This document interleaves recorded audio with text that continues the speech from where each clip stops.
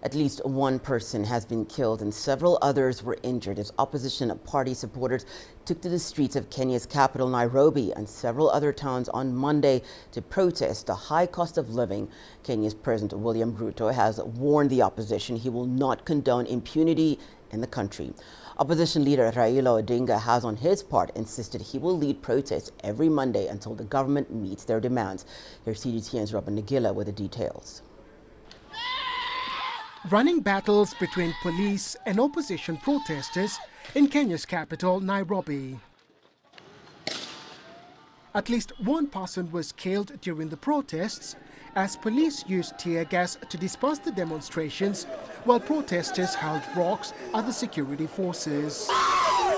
Schools and businesses were shut in Nairobi and Kisumu as the protesters engaged police in the two cities' central business districts after heeding a call by opposition chief Raila Odinga to assemble outside government offices. There were protests too in some other towns in western Kenya. Kenya's President William Ruto has warned the opposition against lawlessness.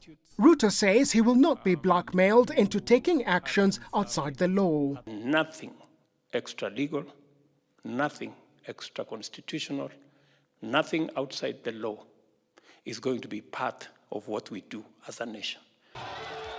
Opposition leader Raila Odinga had called on Kenyans to take to the streets on 20th March to protest against the high cost of living and what he claims was electoral fraud in the 2022 general election. Odinga was barred from accessing Nairobi's central business district by police.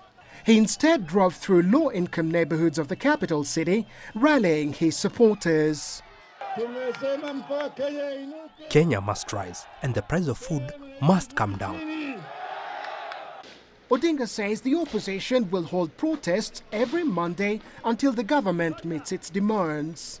There are concerns that the protests could have serious ramifications for the country, given that the Kenyan economy is struggling to recover from the COVID pandemic and financial stress caused by high debt levels.